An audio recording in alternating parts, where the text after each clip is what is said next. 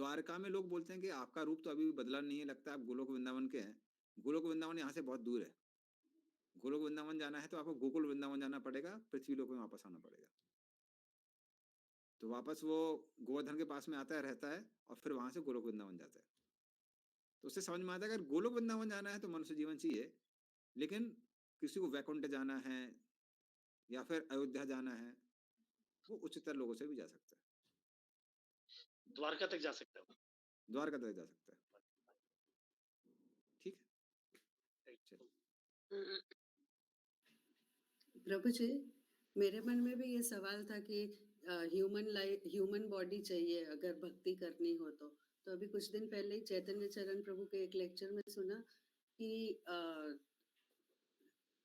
अगर भक्ति करनी है, शुरुआत अगर करनी है तो ह्यूमन बॉडी चाहिए, लेकिन अगर कहीं धाम जाना है तो उसके लिए ह्यूमन बॉडी जरूरी नहीं है, क्योंकि गजेंद्र ने पहले प्रैक्टिस की थी पिछले जन्मों में, इसलिए वो जा सके। या भरत महाराज जब डियर के फॉर्म में थे तो याद, भगवान की कृपा से उनको याद था कि स्मरण था कि भगवान। देखिए, इवन हायर प्लैनेट्स में आदमी तब तक जा नहीं सकता है जब तक उसने थोड़ी सी भक्ति नहीं की है, क्योंकि विष्णु भगवान की जब तक वो ओबीडियंस में नहीं रहेगा, वो ऊंचे वाले लोकों में जा ही नहीं सकता है, संभव ही नहीं है। तो वो तो वैसे भी कोई चांस है नहीं उसका। तो वहां से भी लोग प्रैक्टिस करके जा सकते हैं, ऐसा नहीं है। पर ये एकदम क्लियर है, एकदम वो जो महाराज ने बोला था भक्ति चारू महाराज ने, उससे एकदम मेरा डाउट क्लियर हो गया। एटलीस्ट 5 साल बाद समझ में आया, लेकिन समझ में आया कि गोलोक वृंदावन जाना है, मनुष्य जीवन चाहिए, और वैकुंठ इत्यादि जाना है तो कहीं से भी जा सकता है। ठीक है, हरे कृष्णा प्रभु। तो भगवान जो जैसे हम लोग भक्ति कर रहे हैं, तो भगवान हम लोग को उच्च लोक या मनुष्य जीवन क्या देंगे, ये हम लोग की भक्ति के ऊपर या हमारे इच्छा के ऊपर डिपेंड करता है क्या? जो भी आपको भक्ति में बढ़ाने के लिए चाहिए भगवान करेंगे। अगर माया और दैव की लाच चाहिए तो वो भी देने वाले हैं, ठीक है ना। तो उसके लिए भी तैयार रहना चाहिए। भरत महाराज को हिरण का शरीर मिला था, जनरली ये रूल नहीं है, जिसने थोड़ी सी भी भक्ति करी है उसको निम्न योनियां नहीं मिलती हैं, लेकिन भगवान ने बोला इनका पूरा ऑलमोस्ट कंप्लीट ही हो गया, बस एक चीज उनको समझ में नहीं आ रही है कि भक्तों का संग चाहिए। तो इसलिए उन्होंने क्या किया, एक निम्न योनि दी, किसकी, हिरण की, ताकि फिर वो सावधान हो गए। उसके बाद पुलस्त मुनि के आश्रम के आसपास रहते थे, वहीं पे सूखी पत्ती खाते थे। तो उस तरह से भगवान कुछ शिक्षा देने के लिए भक्तों को कभी कभी कुछ पनिशमेंट छोटा सा दे सकते हैं। प्रभु जड़ भरत में भी तो उन्होंने भक्तों की संगति तो नहीं की, वो तो जड़ बन के रहते थे, मूर्ख बन के। हाँ, वो बन के रहते थे, लेकिन इतना डिटेल हमारे पास नहीं है कि उन्होंने किसका संग किया, किसका संग नहीं किया।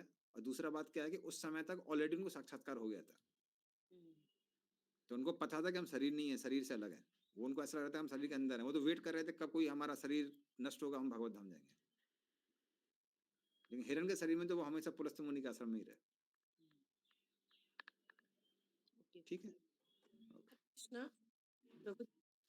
उच्चतर लोक में जैसे ध्रुव महाराज का आपने एग्जाम्पल दिया, ऐसे तो ये सब तो भगवान के भक्त ही हैं, शुद्ध भक्त है, तो क्या उनके लोक में भगवान की भक्ति होती है? ऑब्वियसली। हाँ, तो अगर होती है तो जो भक्त यहाँ पे तपस्या करके गए हैं और वहां तक अटक गए हैं, तो क्या ऐसे भक्तों के संग में वो भगवान के धाम नहीं जा सकते? नहीं जा सकते हैं, लेकिन मैं क्या बोला, गोलोक वृंदावन नहीं जा सकते। मैं वही पूछ रही हूँ, गोलोक वृंदावन नहीं जा सकते, क्यों? क्योंकि गोलोक वृंदावन जाने के लिए रागानुगा का भक्ति की आवश्यकता होती है, और रागानुगा का भक्ति रागात्मक का भक्तों के संग से आती है। ओके, तो वो लोग रागात्मक भक्त नहीं है, वो सिर्फ भक्त है। हाँ, वो भक्त हैं, वो भाव में भी हो सकते हैं, प्रेम के स्तर में भी हो सकते हैं, लेकिन जो व्रज भक्ति का मार्ग है वो राग भक्ति का मार्ग है। तो ये राग भक्ति बहुत ज्यादा दुर्लभ है। राधार महिमा प्रेम रस सीमा जगति जानत के, यदि गौर ना हुई तो तबे की होते कि मोन धरिताम थे। चैतन्य महाप्रभु की कृपा है हमारे ऊपर, विशेष कृपा। यहाँ से जो शुद्ध भक्ति कर लेता है वो तो पहले भगवान की जहाँ लीला हो रहा है वहीं प्रवेश करते हैं ना, हाँ, तो हो गया। वो तो परफेक्शन है माता जी। वो तो ऐसा है कि वो आप भगवान के साथ में भगवत धाम जैसी है। जहाँ कृष्ण है वहीं पे हम लोग गोलोक वृंदावन इसलिए थोड़ा जाना चाहते हैं कि कल्पवृक्ष हैं, लेटे रहेंगे, बोलेंगे जलेबी लेके आओ, जलेबी टपकेगी उसे, मुंह में जलेबी खाएंगे, उसलिए नहीं थोड़ा। हम लोग जा रहे हैं कृष्ण के साथ में संग करने के लिए। तो जहाँ भगवान लीला कर रहे हैं, कृष्ण है तो कृष्ण है, तो मतलब हो गया, परफेक्शन हो गया। ठीक है, चलिए अभी 72 नंबर में आते हैं। अब भगवान अर्जुन को पूछते हैं कि सब क्लियर है कि नहीं है। 72 नंबर में, कच्चित एतत् श्रुतं पार्थ त्वयैकाग्रेण चेतसा कच्चित अज्ञान सम्मोह प्रणष्टस्ते धनंजय। पढ़िए इसको। हे पृथापुत्र, हे धनंजय, क्या तुमने इस शास्त्र को एकाग्रचित्त होकर सुना, और क्या अब तुम्हारा अज्ञान तथा मोह दूर हो गया है? तो भगवान इस श्लोक में क्या बोल रहे हैं कि अगर तुम्हारा मोह पूर्ण रूप से दूर नहीं हुआ है तो मैं तुमको पूरी भगवत गीता सुनाने के लिए तैयार हूं। ये भगवान की कृपा है। और जो प्रचारक होता है उसका भी वैसी भाव होना चाहिए। खैर आपको दोबारा एनरोल करने पड़ेगा भक्ति शास्त्री कोर्स के लिए, ऐसा हम नहीं बोल रहे हैं, दोबारा आपको सुनना है तो। लेकिन प्रचारक को तैयार रहना चाहिए कि नहीं समझ में आ रहा तो समझाता रहे। और कृष्ण यहाँ पे उदाहरण देते हैं उसका। तो प्रभुपाद यहाँ पे लिखते हैं कि भगवान पूरी भगवत गीता दोबारा सुनाने के लिए अर्जुन को तैयार थे।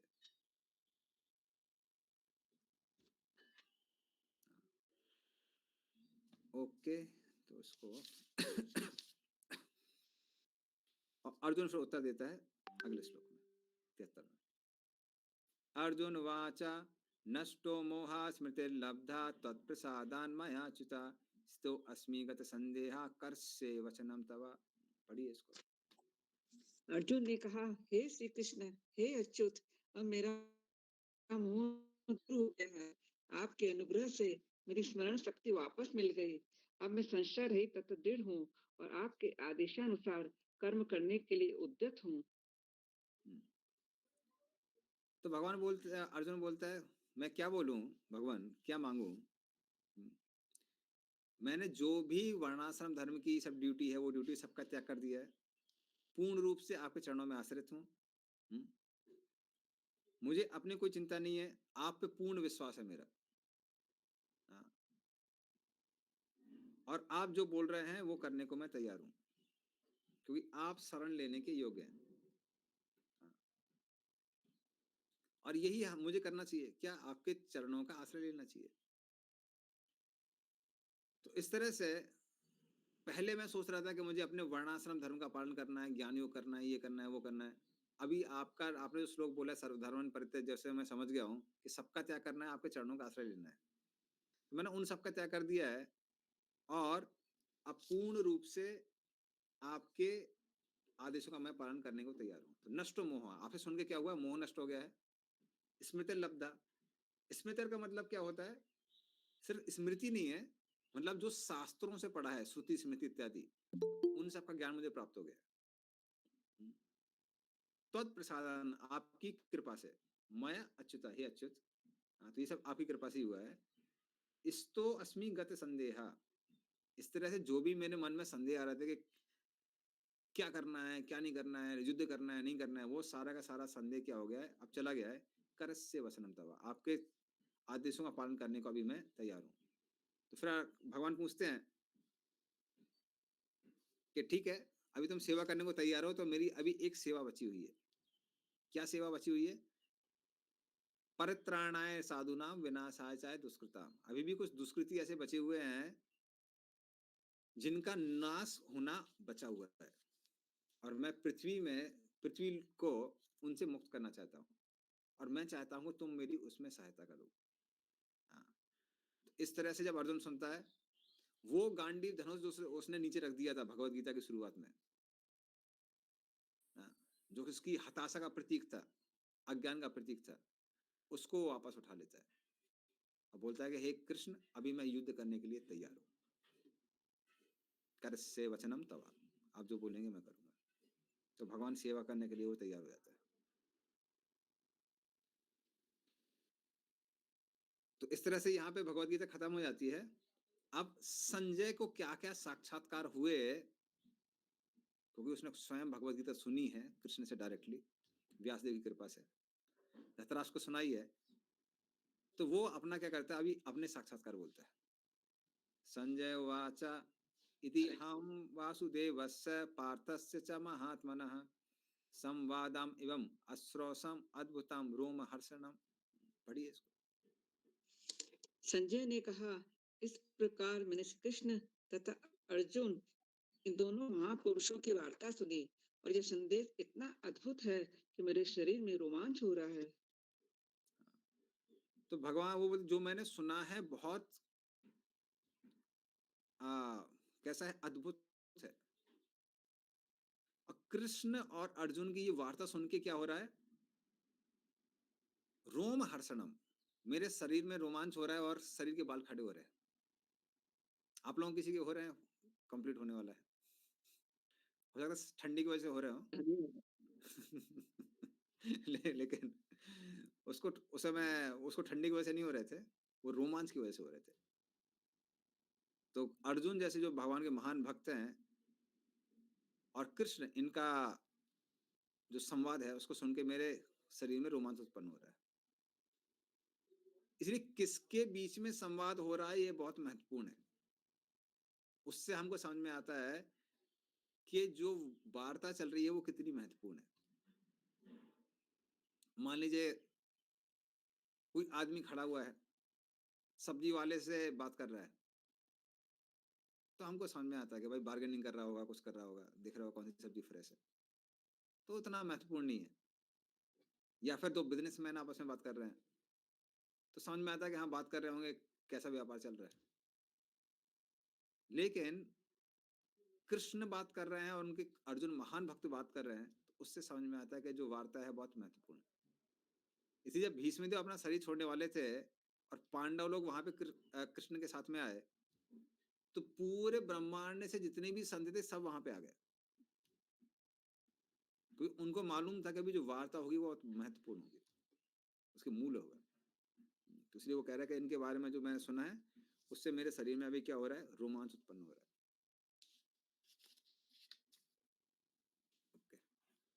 हरे कृष्ण प्रभु जी। हाँ, अच्छा प्रभु जी, जैसे श्लोक नंबर 73 में लिखा है कि आपके अनुग्रह से मुझे मेरी स्मरण शक्ति वापस मिल गई। तो ये स्मरण शक्ति उनकी कब गई थी? युद्ध होने के ठीक पहले? हाँ, युद्ध होने के ठीक पहले जब वो उनको देखता है, किनको देखता है, अपने सारे रिश्तेदारों को। रिश्तेदारों को देखता है। उस समय गई थी, अभी वापस आ गई भगवत गीता सुन के। और यहाँ पे जो मैं मेमोरी बोल रहा हूँ, इसलिए जो शब्द इस्तेमाल किए हैं संस्कृत में बहुत महत्वपूर्ण है। इसमें स्मृति जो बोला है, स्मृति का मतलब एक तो आपकी स्मृति है, मेमोरी, और दूसरा स्मृति का मतलब है वेद शास्त्रों से जो पढ़ा हुआ है, श्रुति स्मृति। तो वेद शास्त्रों से जो पढ़ा हुआ है वो मैं सब भूल गया था, अभी मुझे याद आ गया। ठीक है। अच्छा, और एक प्रश्न था प्रभु जी, जैसे तो जब भगवान अर्जुन को अपना विराट रूप सब दिखलाए थे, तो उस समय अर्जुन को ये सारी बातें समझ में नहीं आई थी कि भगवान जो कह रहे हैं सब सही है, मुझको उनके वचनों का, आदेशों का पालन करना चाहिए? नहीं, देखिए, समझना एक बात है, लेकिन एक कन्विक्शन की श्रेणी होती है। जैसे एक नया भक्त है, उसको भी हरिनाम जप में कन्विक्शन है, लेकिन जो भक्त उन्नत है उसका जो कन्विक्शन है वो और ज्यादा है। इसलिए भक्ति विनोद ठाकुर एक किसमें लिखते हैं, कल्याण कल्पत्रु, सर कल्याण कल्पत्रु, उसमें एक जगह लिखते हैं, कहते हैं नित्यानंद प्रभु ने नाम हट्ट खुला हुआ है, सबको नाम दे रहे हैं, और मूल क्या है, श्रद्धा। लेकिन जितना आप मूल्य देंगे उसके हिसाब से आपको प्रोडक्ट मिलेगा। सेम नाम है, प्रोडक्ट उसके हिसाब से। इसका भजन भी है ना प्रभु जी? कौन सा है? हाँ। भजन दस्तूरी लोई भी आमे पूर्ण हवे काम, मैं दस्तूरी लूंगा, मैं थोड़ा सा कमीशन लूंगा बीच में जब मैं सबको प्रचार करूंगा, तो वो भजन में आता है। लेकिन ये कितना ज्यादा आप मूल्य देंगे ना, तो वो डिटेल वो बता रहा है, तो उसके हिसाब से फल मिलता है। तो किसी को नामाभास मिलेगा, किसी को नामापराध मिलेगा, किसी को निष्ठा के लेवल पे नाम मिलेगा, किसी को रुचि पे मिलेगा, किसी को आसक्ति पे मिलेगा। तो जितनी श्रद्धा है उसके हिसाब से नित्यानंद प्रभु क्या देने वाले हैं, नाम देने वाले हैं। तो इसलिए जब हम लोग भक्ति में आते हैं तो वही सेवा करते रहते हैं, लेकिन समय के साथ क्या हो जाता है, सेवा की क्वालिटी में डिफरेंस आ जाता है। उसी तरह से अर्जुन को ऐसा नहीं है कि श्रद्धा नहीं है, लेकिन धीरे धीरे करके, वैसे तो अर्जुन शुद्ध भक्त है, लेकिन उसके माध्यम से हम जो सीख रहे हैं वो ये सीख रहे हैं कि धीरे धीरे करके क्या होता है, वो श्रद्धा बढ़ती है। तो एक चीज है कि डर के मारे आदमी कर रहा है, अरे ये इतने महान है हमको करना है, वो बात अलग होती है। लेकिन जब व्यक्ति प्रेम से जो चीज करता है ना, वो परमानेंट रहती है। जैसे आपके एम्प्लॉय लोग भी, आप पैसा देंगे तो वो काम करेंगे, लेकिन सैलरी बंद कर देंगे तो काम करेंगे क्या? नहीं करेंगे। हाँ, लेकिन माता जी को आप सैलरी नहीं देंगे तो माता जी काम करेंगे क्या? हाँ, नहीं करता। हाँ। तो ये प्रेम में और पैसे में अंतर है, या फिर डर में अंतर है, महानता में अंतर है, ये सब चीजों में अंतर है। तो इसलिए जो श्रद्धा जो है, श्रद्धा से धीरे धीरे जब श्रद्धा से आदमी प्रेम तक पहुंच जाता है, तब तो चांस ही नहीं है कि सेवा छोड़ेगा। तो श्रद्धा का भी धीरे धीरे करके विकास होता है, 0-1 जैसा कुछ नहीं है। ठीक है, तो हमको प्रभु जी इसको ऐसे समझना चाहिए कि जो विराट रूप देखा था वो भगवान की तरह से भय के कारण वो एक्सेप्ट कर रहा था सब कुछ। नहीं, उसको समझ में आ गया ये भगवान है, लेकिन मात्र कोई व्यक्ति भगवान है ऐसा नहीं कि वो सोच के लोग भक्ति करने लगते हैं। खासकर दुनिया में एक बहुत बड़ी कैटेगरी के लोग हैं जिनको बोलते हैं एग्नोस्टिक्स। वो कहते हैं ठीक है भगवान है, महान है, वो अपने जगत में काम कर रहे हैं, हम अपनी जगत में काम कर रहे हैं, ठीक है, उनको डिस्टर्ब मत करिए, उनको अपना काम करने दिए, हम अपना काम करते रहेंगे। तो भगवान भक्ति सिर्फ ये समझना नहीं है कि भगवान महान है। भक्ति का मतलब है भगवान के साथ रिश्ता बनाना, संबंध बनाना, ये महत्वपूर्ण चीज है। इसलिए कई बार लोग बोलते हैं अरे भगवान आके सबको दिखा देंगे विराट रूप तो सब लोग भक्त बन जाएंगे। अरे उस सभा में इतने बैठे हुए थे, वही भक्त नहीं बने तो बाकी लोगों का कहना ही क्या है। तो इसलिए भक्ति की जो भावना है वो है कि भगवान के साथ अपना रिश्ता बनाना है। इसलिए विराट रूप ठीक है, पर मुख्य चीज है कि क्या आप भगवान के साथ वो रिश्ता बनाने के लिए तैयार हैं। ओके, तो अपने आप में वो नहीं है, एपिटोम नहीं है आपका। प्रभु हम लोग की श्रद्धा कभी तो बहुत ज्यादा रहती है और कई बार कम हो जाती है, इसको कैसे समझे फिर? ये अलग टॉपिक है। ये हमारा जो श्रद्धा का विकास होता है वो अलग अलग श्रेणियों से निकलता है। तो जब कोई घन तरला में होता है तो ऐसा होता है, श्रद्धा बढ़ती है, घटती है, धीरे धीरे करके स्टेबल हो जाती है। तो ये अलग टॉपिक है, तो धीरे धीरे करके चेंज स्टेबल होती है। ठीक है, चलिए। अभी हाँ, तो अभी वो श्रेय दे रहा है किसको? अपने गुरु को धन्यवाद दे रहा है उसके लिए। व्यास प्रसादात् श्रुतवान् एतद् गुह्यम् अहं परम योगम योगेश्वरात् कृष्णात् साक्षात् कथयतः स्वयं। पढ़िए इसको। नंबर 75 नंबर ना, 75 माता जी 75। श्री व्यासदेव की कृपा से मैंने परम गुह्य बातें साक्षात योगेश्वर श्री कृष्ण के मुख से अर्जुन के प्रति कही जाती हुई सुनी। हाँ, तो साक्षात व्यासदेव की कृपा से मैंने साक्षात कृष्ण के मुंह से सुना हुआ है। अच्छा, इसका तात्पर्य भी पढ़ लिया, तात्पर्य महत्वपूर्ण है काफी। श्रील व्यासदेव संजय के गुरु थे और संजय स्वीकार करते हैं कि उनकी कृपा से ही वे भगवान को समझ सके। इसका अर्थ यह हुआ कि गुरु के माध्यम से ही श्री कृष्ण को समझना चाहिए, प्रत्यक्ष रूप से नहीं। गुरु स्वच्छ माध्यम है, यद्यपि अनुभव फिर भी प्रत्यक्ष ही होता है। गुरु परंपरा का यही रहस्य है। जब गुरु प्रामाणिक हो तो भगवत गीता का प्रत्यक्ष श्रवण किया जा सकता है, जैसा अर्जुन ने किया। संसार भर में अनेक योगी है, लेकिन श्री कृष्ण योगेश्वर है। उन्होंने भगवत गीता में स्पष्ट उपदेश दिया है, मेरी शरण में आओ। ऐसा जो करता है वो सर्वोच्च योगी है। 6 अध्याय के अंतिम श्लोक में इसकी पुष्टि है। योगी नाम अपि सर्वेषां। श्री नारद मुनि श्री कृष्ण के शिष्य है और श्रील व्यासदेव के गुरु। अतः श्रील व्यासदेव अर्जुन के ही समान प्रमाणिक है, क्योंकि वे गुरु परंपरा में आते हैं। और संजय श्री व्यासदेव के शिष्य है। अतः श्रील व्यासदेव की कृपा से संजय की इंद्रियां विमल हो सकी और वे श्री कृष्ण का साक्षात दर्शन कर सके तथा उनकी वार्ता सुन सके। जो व्यक्ति श्री कृष्ण का प्रत्यक्ष श्रवण करता है वह इस गुह्य गान को समझ सकता है। यदि वह गुरु परंपरा में नहीं होता तो वह श्री कृष्ण की वार्ता नहीं सुन सकता। अतएव उसका उसका ज्ञान सदैव अधूरा रहता है। विशेषतः जहाँ तक भगवत गीता समझने का प्रश्न है। भगवत गीता में योग की समस्त पद्धतियों का कर्म योग, ज्ञान योग तथा भक्ति योग का वर्णन हुआ है। श्री कृष्ण इन समस्त योगों के स्वामी हैं, लेकिन यह समझ लेना चाहिए कि जिस तरह अर्जुन श्री कृष्ण को प्रत्यक्षता समझ सकने के लिए भाग्यशाली था, उसी प्रकार श्रील व्यासदेव की कृपा से संजय भी श्री कृष्ण को साक्षात सुनने में समर्थ हो सका। वस्तुतः श्री कृष्ण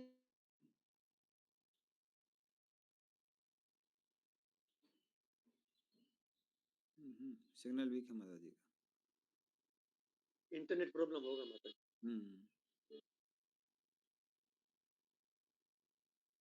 ठीक, कोई और पढ़ लीजिए फिर वस्तुता से। भगवत गीता में योग की समस्त पद्धतियों का कर्म योग, ज्ञान योग तथा भक्ति योग का वर्णन हुआ है। श्री कृष्ण इन समस्त योगों के स्वामी हैं, लेकिन यह समझ लेना चाहिए कि जिस तरह अर्जुन कृष्ण को प्रत्यक्षतः समझ सकने के लिए भाग्यशाली था, उसी प्रकार व्यासदेव की कृपा से संजय भी कृष्ण को साक्षात सुनने में समर्थ हो सका। वस्तुतः कृष्ण से प्रत्यक्षतः सुनने एवं व्यास जैसे गुरु के माध्यम से प्रत्यक्ष सुनने में कोई अंतर नहीं है। गुरु भी व्यासदेव का प्रतिनिधि होता है। अतएव वैदिक पद्धति के अनुसार अपने गुरु के जन्म दिवस पर शिष्यगण व्यास पूजा नामक उत्सव रचाते हैं। हरे कृष्ण। तो उस तरह से जो गुरु हैं वो व्यासदेव के प्रतीक हैं। तो जैसे व्यासदेव की कृपा से संजय को वो सौभाग्य प्राप्त हुआ, हमको भी उस ज्ञान को प्राप्त करने का सौभाग्य है हमारे पास। किसके माध्यम से? गुरु के माध्यम से। तो वो मुख्य श्री प्रभुपाद जी यहाँ समझा रहे हैं। राजन संसृत्य संवादम इमम अद्भुतम केशावर्जुनयो पुण्यम हृष्यामि च मुहुर्मुहु। पढ़िए इसको।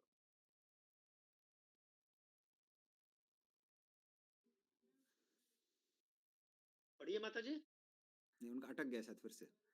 कभी होगा। हाँ, अभी आप ही पढ़ लीजिए प्रभु जी। दो तीन हे राजन, जब मैं कृष्ण तथा अर्जुन के मध्य हुई इस आश्चर्यजनक तथा पवित्र वार्ता का बारंबार स्मरण करता हूँ, तो प्रति क्षण आह्लाद से गदगद हो उठता हूँ। हाँ। तो हृष्यामि च मुहु मुहु, बार बार जब मैं उसको सुनता हूँ तो मुझे क्या रोमांच उत्पन्न होता है। तो ये भगवत गीता एक चीज है श्रवणम के बाद में मननम करना चाहिए, उसका मनन करना चाहिए। जो भी हम लोग पढ़ रहे हैं, सुन रहे हैं, जितना हम मनन करेंगे उतना ज्यादा चीजें अंदर उतरेंगी। तो सुनना एक चीज है, उसके बाद उस पर मनन करना चाहिए। तो ऐसा नहीं है कि अभी भक्ति शास्त्री कोर्स खत्म हो गया तो भगवत गीता हमारी कंप्लीट हो गई अभी। तो उसको पढ़ते रहना चाहिए, मनन करते रहना चाहिए। जो भी हम लोग पढ़ रहे हैं, पढ़ते पढ़ते सुनते सुनते जब मनन करते रहेंगे तब वो वाकई जो आपने अवस्था सुनी ना, स्मरण अवस्था, ये सारी जो अवस्थाएं हैं जो उपदेश अमृत में सुनी थी, तो वो सारी अवस्था तब आती है। ठीक है प्रभु जी, हम लोग को कभी इतना रियलाइजेशन भी होता है। हम लोग जितनी बार कोई पढ़ते हैं तो हर शब्द का और एक नया नया अर्थ और भी कुछ नया कुछ समझने में आता है। ऐसा नया नया, और आपको ये भी समझ में आएगा पुराना समझ में नहीं आया था। नया नया तो ठीक है, कई बार समझ में आता है कि पुराना गलत समझाता है या फिर नहीं समझ में आया था, इसलिए बार बार सुनना चाहिए। बिल्कुल सही बोल रहे हैं प्रभु जी आप। प्रभु व्यासदेव जी तो त्रिकालदर्शी थे, तो उनको तो पता होगा ना कि भगवान इसमें महाभारत के कुरुक्षेत्र के युद्ध में इस तरह की भगवत गीता बोलेंगे। हाँ, उनको मालूम है। तो इस और ज्यादा कृपा हो गया संजय पे। हाँ, सोच रहे वैसे संजय ने बीच में भगवत गीता के महाभारत युद्ध के बीच में सुना है, तो कुछ रिकॉर्डिंग था और कुछ लाइव था, दोनों था। रिकॉर्डिंग मतलब प्रभु? पुराने दिनों का भी सुना था उसने। भगवत गीता जो बोली है वो महाभारत के पहले नहीं बोली है, साथ साथ नहीं बोली है। ये तो प्रभु जी भीष्म पितामह की मृत्यु होने के बाद से बताना शुरू किया था ना शायद। हाँ हाँ हाँ, नहीं मृत्यु नहीं, मतलब जो सैया में लेट गए थे उसके बाद। सैया पे थे, हाँ, उसके पहले का उन्होंने रिकॉर्डिंग सुनाया था। तो दोनों है, रिकॉर्डिंग भी है और आगे का ब्रॉडकास्ट भी है, दोनों है महाभारत जो है। तो इसलिए इसमें दोनों था, भूतकाल वर्तमान काल सब था उसके अंदर। तच्चा संसृत्य संसृत्य रूपम अति अद्भुतम हरे विस्मयो में महान राजन हिस्सामी च पुनः पुनः। पढ़िए इसको।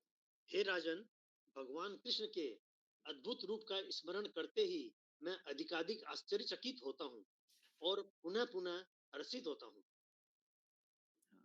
ये विश्वनाथ चौबे ठाकुर ने 11वें उसमें अध्याय में दिया हुआ है कि अर्जुन खासकर जो भगवान का विराट रूप है उसको याद करता है। सॉरी, संजय, कि जो भगवान का विराट रूप था वो तो इतना कितना अद्भुत था। तो कृष्ण का रूप भी अद्भुत है, लेकिन जो विस्मय रस है, विस्मय रस विराट रूप में था। कृष्ण के रूप में माधुर्य रस है, मधुरता का रस है। तो वो बोलता है कि ये मैं पहले तो बोलता है कि जो सुना था उससे रोमांच उत्पन्न हो रहा है, बल्कि जो मैंने देखा, तो पहले ऑडियो फिर विजुअल, जो देखा उससे भी क्या हो रहा है, उसको याद कर करके मुझे अद्भुत अनुभव हो रहा है। इसलिए भक्ति में जो भी हम सुनते हैं देखते हैं उसका स्मरण बार बार करना चाहिए। जैसे भगवान के सामने आते हैं, विग्रह को देखते हैं, तो थोड़ा सा रिवीजन कर सकते हैं। खासकर माता ही लोगों को बहुत याद रहता है कौन सी ड्रेस कहाँ पहनी हुई है। ये मैं देखा है कई बार। आप पूछिए, दोनों हस्बैंड वाइफ जाते हैं, दोनों पूछे कि भगवान ने कौन सी रंगी पगड़ी पहनी थी, हस्बैंड का पूरा वो ऊपर रहता है, गोल रहता है। लेडीज लोगों को ज्यादा कई बार वो रहता है। भगवान ने टैलेंट दिया है वैसे, तो उससे भगवान के रूप को भी क्या कर सकते हैं, बार बार ध्यान कर सकते हैं। प्रभु मेरा वो कंफ्यूजन थोड़ा सा है कि भीष्म पितामह का जैसे बोल रहे हैं कि आप ऑडियो और ये, प्रभु भगवत गीता तो युद्ध के पहले ही बोली थी ना भगवान ने। भगवान ने बोली थी, पर संजय ने धृतराष्ट्र को कब बोली है, वो युद्ध के बीच में बोली है। ठीक है ना। चलिए 78 नंबर। यत्र योगेश्वरा कृष्णो यत्र पार्थ धनुर्धरा तत्र श्री विजयो भूते ध्रुवा नीतिर्मतिर्मम। पढ़िए इसको। जहाँ योगेश्वर कृष्ण है और जहाँ परम धनुर्धर अर्जुन है, वहीं ऐश्वर्य, विजय, अलौकिक शक्ति तथा नीति भी निश्चित रूप से रहती है, ऐसा मेरा मत है। तो ये चार चीजें वहां पर रहती हैं, जहां जहां कहाँ है, जहां जहां कृष्ण है, और यत्र योगेश्वर जो योग के या फिर योग सिद्धियों के ईश्वर है, और जहां धनुर्धर पार्थ जैसे भक्त है। तो जहाँ भगवान है और भक्त, वहां चार चीजें हमेशा रहते हैं। क्या? श्री अर्थात ऐश्वर्य। और ये ऐश्वर्य कैसा ऐश्वर्य है? वो ऐश्वर्य है जो नष्ट होने वाला ऐश्वर्य नहीं है। हम आपको पहले भी समझा चुके हैं कि जो लोग पाप से ऐश्वर्य प्राप्त करते हैं वो ऐश्वर्य ज्यादा टिकता नहीं है, लेकिन जो धर्म से ऐश्वर्य प्राप्त करता है वो टिकता है। तो ये ऐश्वर्य। दूसरा विजयो, विजय वहां पर है। भूतिर, भूतिर मतलब जो वहां पे धन होगा वो बढ़ता रहेगा, या अलग अलग विभूतियां मिलेंगी। और चौथा है ध्रुव नीति, मतलब धर्म, धार्मिक जो नीतियां हैं, अटल नीतियां। ऐसा नहीं कि आज कुछ आज बोल रहे हैं बहुत धार्मिक है, कल को चेंज कर लेते हैं। ध्रुव नीति। ये चार चीजें वहां पे हैं जहां पर कृष्ण है और उनके भक्त अर्जुन है। क्योंकि उसको धृतराष्ट्र के मन में संशय आ जाता है, कर इसको भी रोमांच आ रहा है तो हमारा आदमी है। हाँ, बोल रहा है भगवत गीता सुन रहा हूँ, बोल रहा हूँ, बड़ा रोमांच आ रहा है। तो धृतराष्ट्र ने भगवत गीता सुनी, लेकिन अटका कहाँ है? वो पहले श्लोक में अटका है, मामका पांडवश्चैव किम अकुर्वत संजय, कि मेरे और पांडु के पुत्र ने क्या किया। तो इतना भगवत गीता सुन लिया, उसमें इंटरेस्ट नहीं आया उसका। उसके मन में प्रश्न क्या आया? उसके मन में प्रश्न ये था कि कौन जीतेगा कौन हारेगा क्या है। तो यहाँ पे संजय इनडायरेक्टली क्या बोल रहा है कि सारी श्री उनको प्राप्त होने वाली है, हैं, विजय भी उनको ही प्राप्त होने वाली है। तो कौन जीतेगा? युधिष्ठिर ही जीतेगा। तो अपने बच्चों की जीत का जो आपका स्वप्न है उसको छोड़ दीजिए, वो भी टूटने वाला है। तो वो बचने वाले नहीं है आपके जो बच्चे हैं, वो उनको विजय प्राप्त नहीं होगी। तो इस तरह से इनडायरेक्टली वो संजय है उनको उत्तर देता है कि मेरा मत है कौन जीतेगा? युधिष्ठिर महाराज ही जीतेंगे। हरि बोल। तो प्रभु जी, धृतराष्ट्र का इतना सुनने के बाद भी, जानने के बाद भी धृतराष्ट्र महाराज का क्या रिएक्शन कुछ होता है क्या? देखिए कुछ इसलिए देख इसलिए धृतराष्ट्र, इसलिए धृतराष्ट्र मतलब बहुत आसक्त था अपने राष्ट्र से, अपने उनसे, तो जिसकी वजह से वो उसको छोड़ नहीं पा रहा था आसक्ति के कारण। और क्योंकि पांडवों के चरणों में इतना अपराध किया, तो जब विदुर जी उसको गाली देते हैं, अरे भीम ने तुम्हारे 100 पुत्र मारे हैं और जो वो फेंक रहा है तुम कुत्ते की तरह उसको खा रहे हो, हाँ? दांत गिरा जा रहा है, बाल पका जा रहा है, बाल उड़े जा रहे हैं, अभी तक समझ में नहीं आ रहा है कि नो, घर को छोड़ो, थोड़ा आध्यात्मिक विकास के लिए काम करो, तब जाके उसकी थोड़ी बुद्धि खुलती है। लेकिन विदुर जी उसको भक्ति का मार्ग नहीं सिखाते, क्योंकि उनको पता था कि इसने बहुत वैष्णव अपराध किए हैं, भक्ति तो ग्रहण नहीं कर पाएगा, इसलिए सिर्फ अष्टांग योग का ही मार्ग देते हैं। और अष्टांग योग का मार्ग वो सुन के फिर उसके बाद में उच्चतर लोकों की ओर जाता है। ठीक है, अभी इसका तात्पर्य पढ़ लीजिए। तात्पर्य में प्रभुपाद ने पूरा समरी दिया हुआ है, लंबा भली है तात्पर्य, और उसके बाद फिर हम लोग समरी करेंगे। पढ़िए इसका तात्पर्य। भगवत गीता का शुभारंभ धृतराष्ट्र की जिज्ञासा से हुआ। वह भीष्म, द्रोण तथा कर्ण जैसे महारथियों की सहायता से अपने पुत्रों की विजय के प्रति आशावान था। उसे आशा थी कि विजय उसके पक्ष में होगी। लेकिन युद्ध क्षेत्र के दृश्य का वर्णन करने के बाद संजय ने राजा से कहा, आप अपनी विजय की बात सोच रहे हैं, लेकिन मेरा मत है कि जहां कृष्ण तथा अर्जुन उपस्थित हैं, वहीं संपूर्ण श्री होगी। उसने प्रत्यक्ष पुष्टि थी कि धृतराष्ट्र को अपने पक्ष की विजय की आशा नहीं रखनी चाहिए। विजय तो अर्जुन के पक्ष की निश्चित है, क्योंकि उसमें कृष्ण है। श्री कृष्ण द्वारा अर्जुन के सारथी का पद स्वीकार करना एक ऐश्वर्य का प्रदर्शन था। कृष्ण समस्त ऐश्वर्यों से पूर्ण है और इनमें से वैराग्य एक है। ऐसे वैराग्य के भी अनेक उदाहरण प्राप्त हैं, क्योंकि कृष्ण वैराग्य के भी ईश्वर है। युद्ध तो वास्तव में दुर्योधन तथा युधिष्ठिर के बीच था। अर्जुन अपने ज्येष्ठ भ्राता युधिष्ठिर की ओर से लड़ रहा था। क्योंकि कृष्ण तथा अर्जुन युधिष्ठिर के ओर थे, अतएव युधिष्ठिर की विजय ध्रुव थी। युद्ध को यह निर्णय करना था कि संसार पर शासन कौन करेगा। संजय ने भविष्यवाणी की कि सत्ता युधिष्ठिर के हाथों में चली जाएगी। यहाँ पर इसकी भी भविष्यवाणी हुई कि इस युद्ध में विजय प्राप्त करने के बाद युधिष्ठिर उत्तरोत्तर समृद्धि लाभ करेंगे, क्योंकि वे न केवल पुण्यात्मा तथा पवित्र आत्मा थे, अपितु वे कठोर नीतिवादी थे। उन्होंने जीवन भर कभी असत्य भाषण नहीं किया था।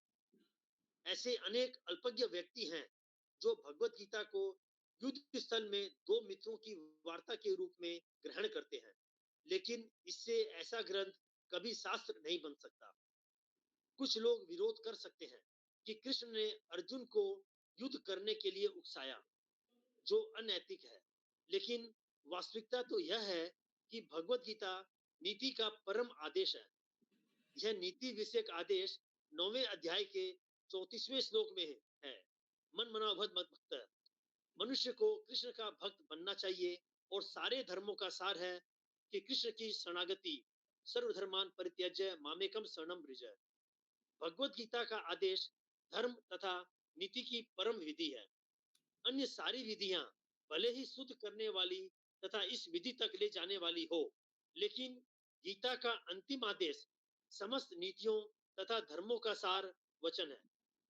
कृष्ण की शरण ग्रहण करो या कृष्ण को आत्मसमर्पण करो, यह 18वें अध्याय का मत है। भगवत गीता से हम यह समझ सकते हैं कि ज्ञान तथा ध्यान द्वारा अपनी अनुभूति एक विधि है, लेकिन कृष्ण की शरणागति सर्वोच्च सिद्धि है। यह भगवत गीता के उपदेशों का सार है। वर्णाश्रम धर्म के अनुसार अनुष्ठानों, कर्म कांड का मार्ग ज्ञान का गुह्यम मार्ग हो सकता है, लेकिन धर्म के अनुष्ठान के गुह्यम होने पर भी ध्यान तथा ज्ञान गुह्यतर है तथा पूर्ण कृष्ण भावना भावित होकर भक्ति में कृष्ण की शरणागति गुह्यतम उपदेश है। यही 18वें अध्याय का सार है। भगवत गीता की अन्य विशेषता यह है कि वास्तविक सत्य भगवान कृष्ण है। परम सत्य की अनुभूति 3 रूपों में होती है: निर्गुण ब्रह्म, अंतर्यामी परमात्मा तथा भगवान श्री कृष्ण। परम सत्य के पूर्ण ज्ञान का अर्थ है कृष्ण का पूर्ण ज्ञान। यदि कोई कृष्ण को ज्ञान जान लेता है तो ज्ञान के सारे विभाग इसी ज्ञान के अंश हैं। कृष्ण दिव्य हैं क्योंकि वे अपनी नित्य अंतरंगा शक्ति में स्थित रहते हैं। जीव उनकी शक्ति से प्रकट हैं और 2 श्रेणी के होते हैं: नित्यबद्ध तथा नित्य मुक्त। ऐसे जीवों की संख्या असंख्य है और वे सब कृष्ण के मूल अंश माने जाते हैं। भौतिक शक्ति 24 प्रकार से प्रकट होती है। सृष्टि शाश्वत काल द्वारा प्रभावित है और बहिरंगा शक्ति द्वारा इसका सृजन तथा संहार होता है। यह दृश्य जगत पुनः पुनः प्रकट तथा अप्रकट होता रहता है। भगवत गीता में 5 प्रमुख विषयों की व्याख्या की गई है: भगवान, भौतिक प्रकृति, जीव, शाश्वत काल तथा सभी प्रकार के कर्म। सब कुछ भगवान कृष्ण पर आश्रित है। परम सत्य की सभी धारणाएं, निराकार ब्रह्म, अंतर्यामी परमात्मा तथा अन्य दिव्य अनुभूतियां भगवान के ज्ञान की कोटि में सन्निहित है।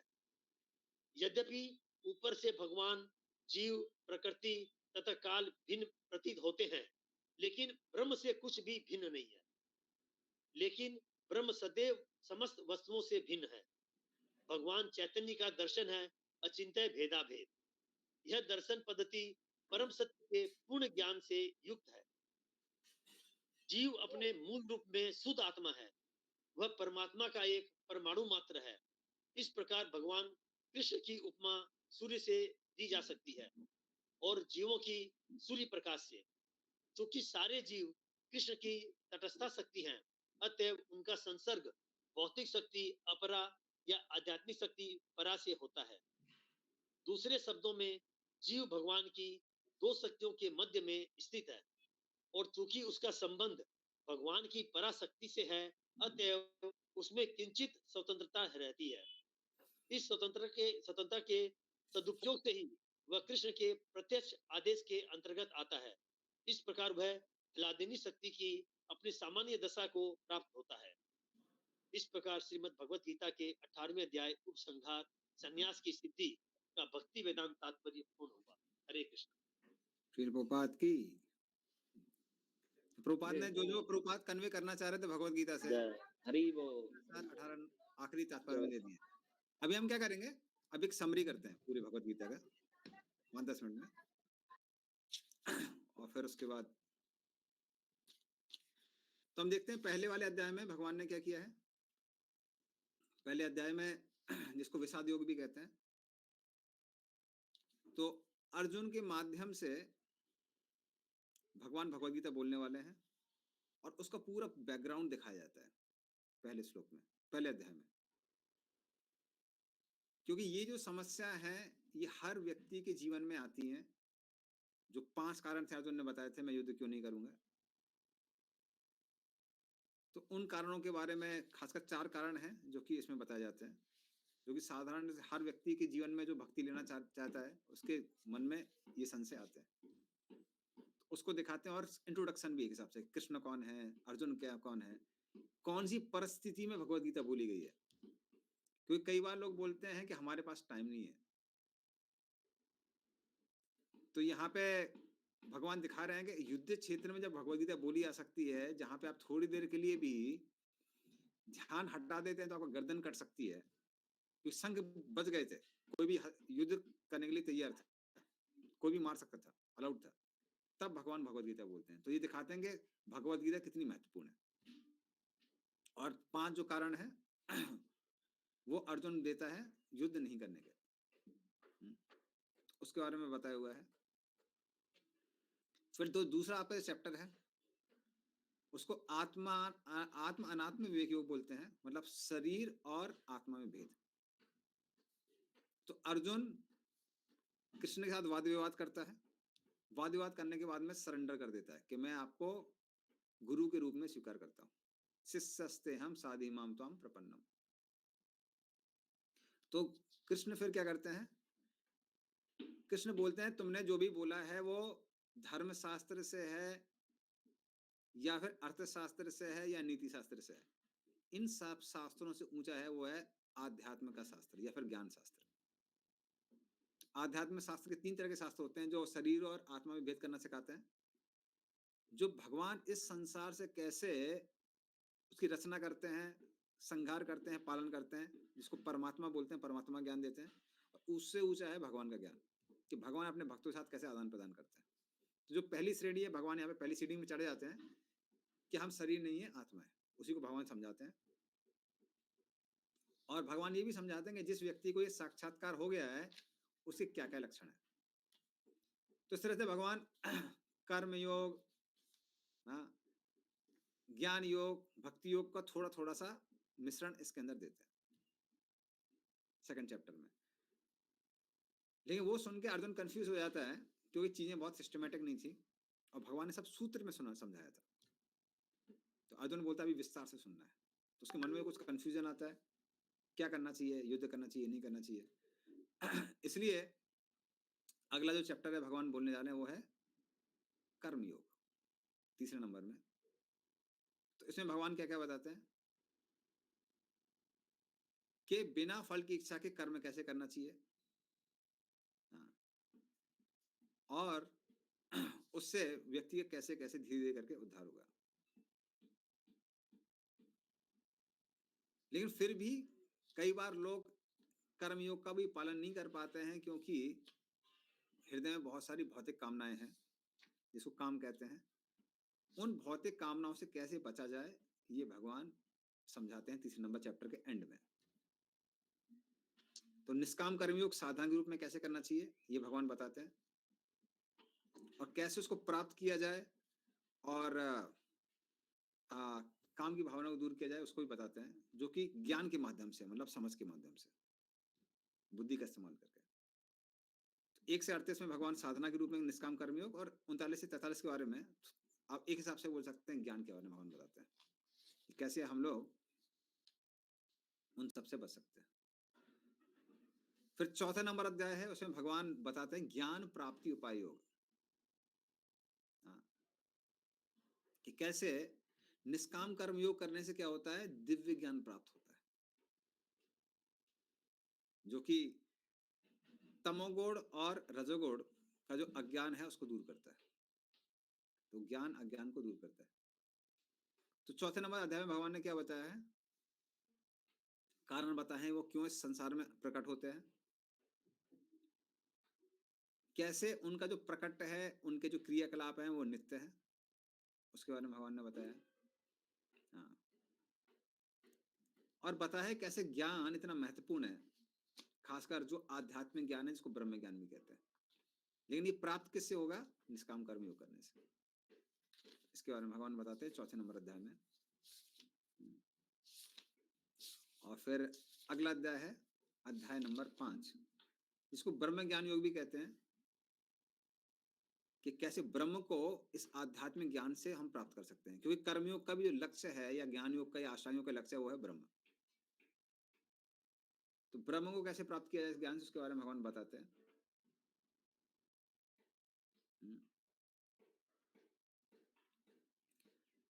तो इसमें क्या क्या भगवान ने बताया है, कैसे जो कर्म है वो ज्ञान से श्रेष्ठ है, क्योंकि कर्म योग में क्या है, रिस्क नहीं है, ज्ञान योग में रिस्क है।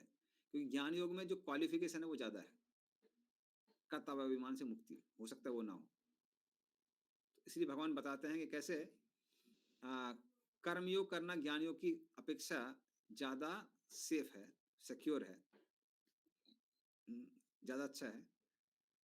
क्योंकि कर्मयोग करने से धीरे धीरे आध्यात्मिक ज्ञान हृदय में प्रकट होता है, जिससे ज्ञान और सुदृढ़ हो जाता है और रिस्क भी नहीं है। और फिर वो परमात्मा ज्ञान भी देते हैं। कैसे आत्मा का ज्ञान प्राप्त करने के बाद व्यक्ति परमात्मा ज्ञान प्राप्त कर सकता है, जिसके द्वारा वो भगवान को, परमात्मा को हर जगह देख सकता है। इसके बारे में भगवान बताते हैं। तो ये भगवान ने अध्याय नंबर 5 में बताया।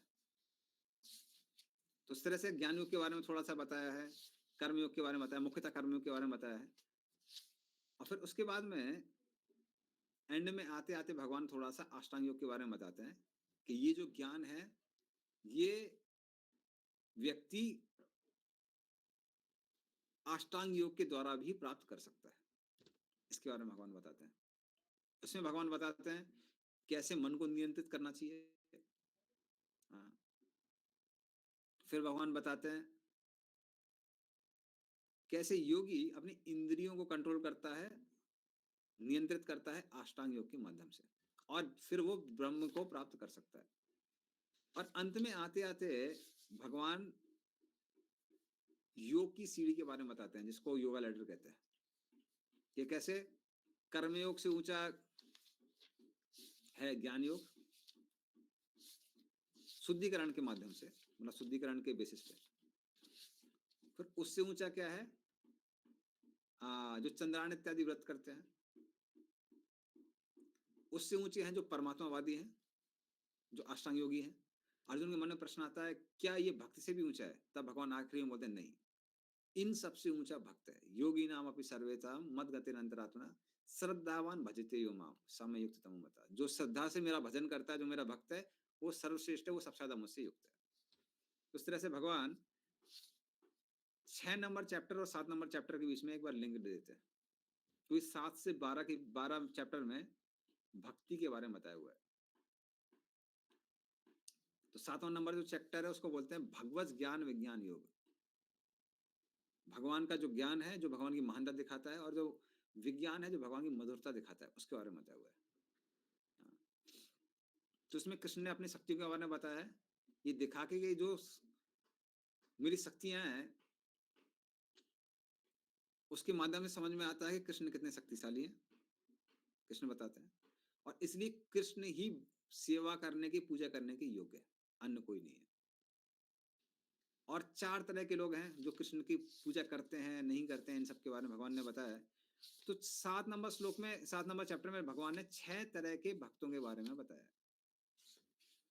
पहले नंबर श्लोक में भगवान ने बताया है शुद्ध भक्ति। फिर 3 तरह के भगवान ने, 3 तरह के जो भक्त हैं, कर्म मिश्रित भक्त, उनके बारे में बताया। आर्तो अर्थार्थी जिज्ञासु। ज्ञान मिश्रित भक्त के बारे में बताया है, जो ज्ञानी है, उस श्लोक में। और फिर आखिरी के श्लोक में भगवान ने बताया है वो व्यक्ति जो भक्ति करता है, लेकिन किसके लिए? जरा मरण मोक्षाय, मतलब बुढ़ापे से और मृत्यु से मुक्त होने के लिए। तो वो व्यक्ति भक्ति करता है लेकिन ब्रह्म को प्राप्त करने के लिए, तो उसको ब्रह्म मिल जाता है। तो उस तरह से नाम के वास्ते वो भक्त बोल सकते हैं। गोल उसका भगवान नहीं है, लेकिन भक्ति के माध्यम से उसको प्राप्त करता है।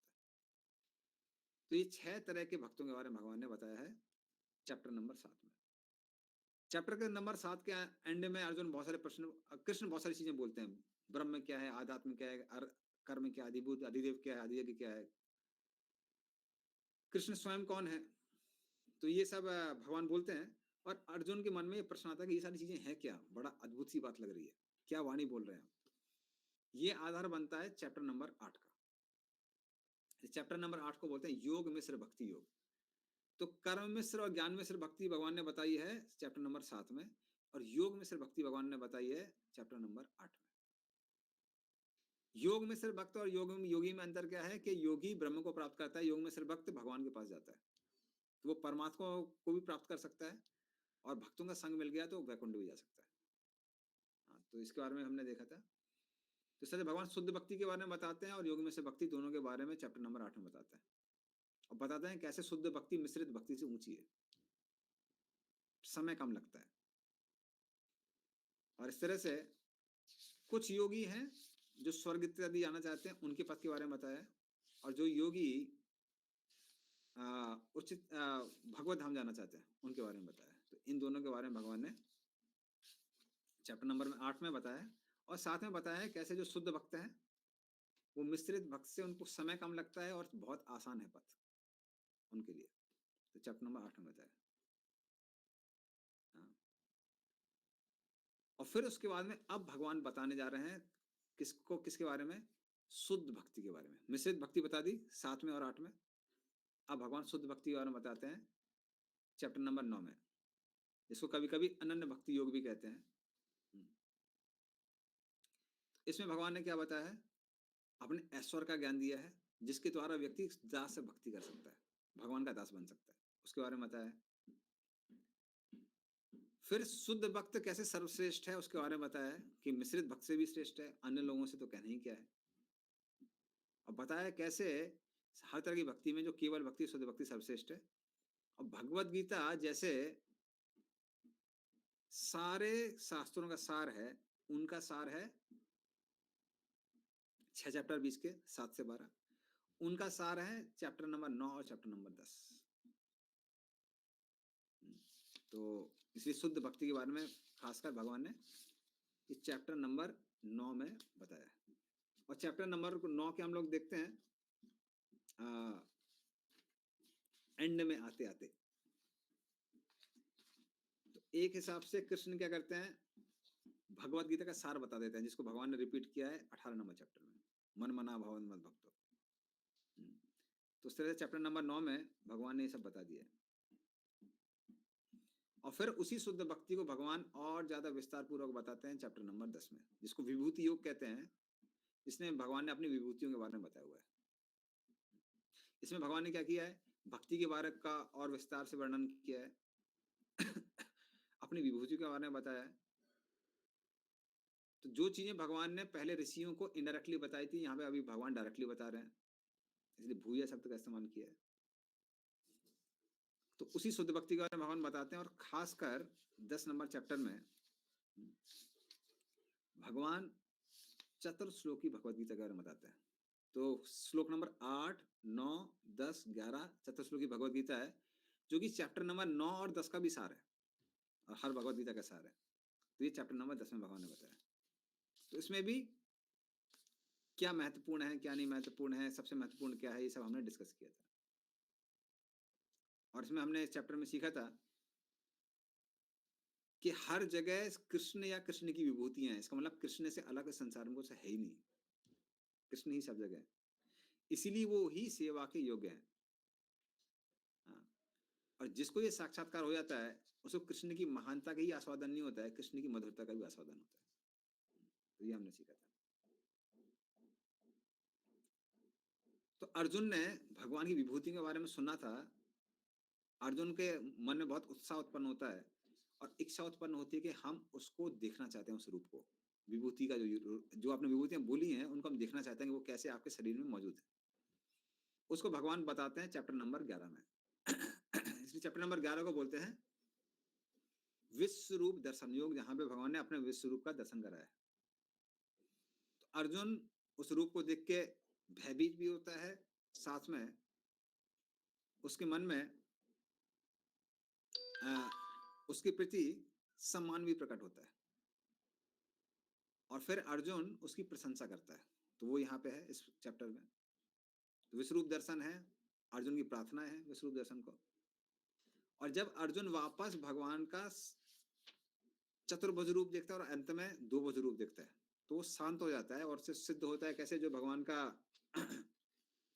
2 भुज रूप है वो सर्वश्रेष्ठ है। तो भगवान 11 नंबर अध्याय में बताते हैं। तो ये 11 नंबर अध्याय का आपका समरी हो गया। आखिरी की तात्पर्य, खासकर 3-4 तात्पर्य बहुत महत्वपूर्ण है, प्रभुपाद ने पूरा सार बताया हुआ है।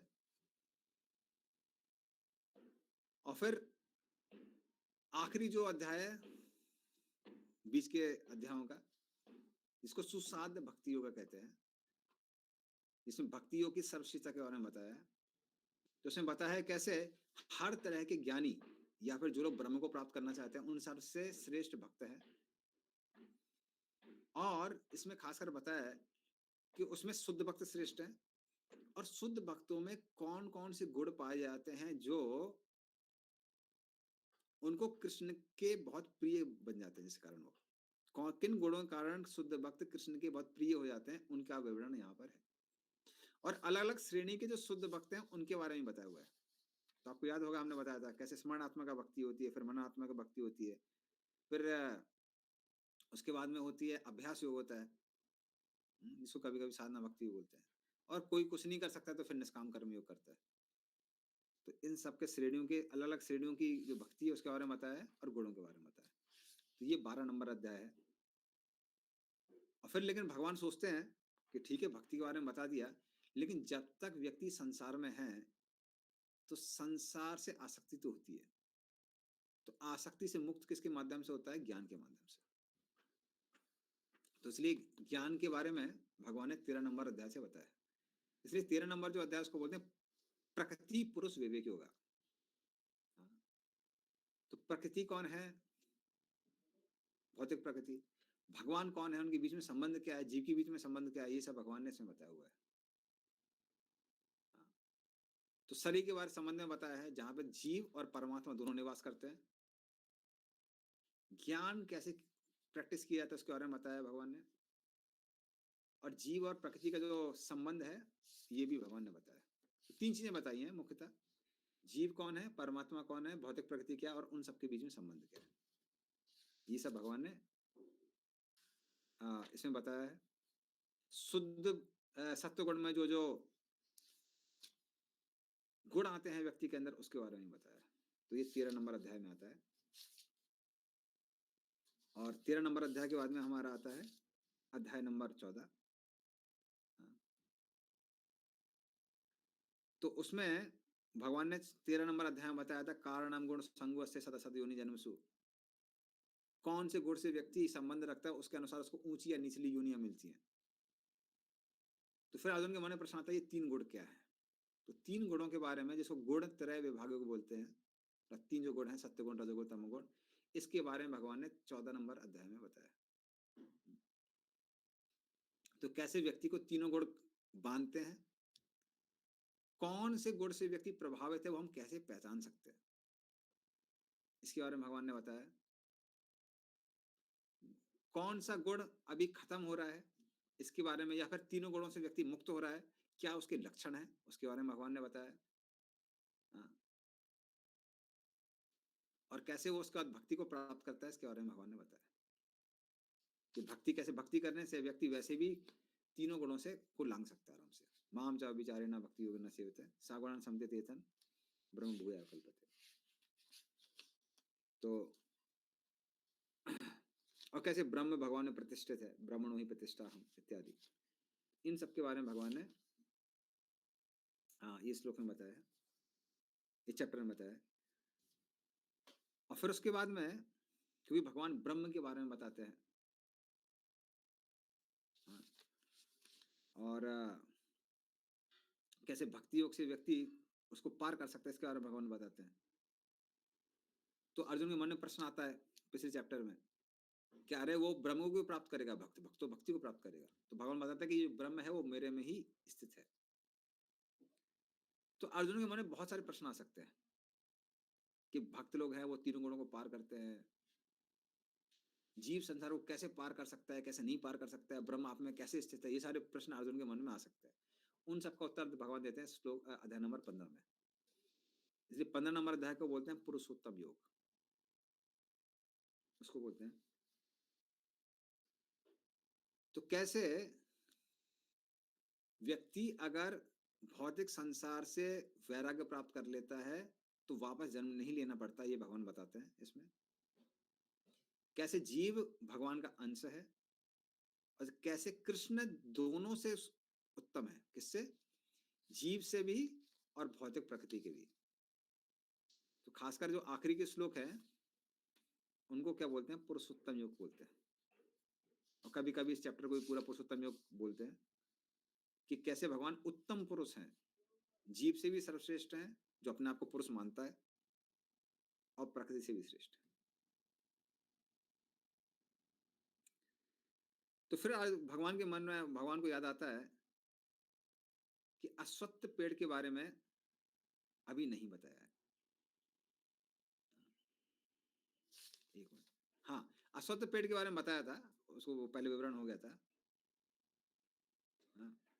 लेकिन उसमें तो खासकर इसी अध्याय में बताया, 15 नंबर अध्याय में। लेकिन अश्वत्थ के पेड़ में अच्छे फल और बुरे फल हैं, कुछ मीठे हैं कुछ खट्टे हैं, उसको छोड़ के भगवान ने सारा विवरण दिया था ये 15 नंबर में। 15 में अश्वत्थ पेड़ के बारे में बताते हैं, जो कि जिसका प्रतिबिंब भौतिक जगत का प्रतीक है, और वो जो वृक्ष है वो आध्यात्मिक जगत का प्रतीक है। लेकिन उसके 2 फलों के बारे में भगवान नहीं बताते हैं, तो उन फलों को विवरण जो है विस्तार से वो भगवान 16 नंबर अध्याय में देते हैं। तो उसमें इसलिए भगवान बताते हैं देवासुर संपत्ति योग के बारे में बताते हैं, कौन देवी गुणों से युक्त है, कौन असुरिक गुणों से युक्त है।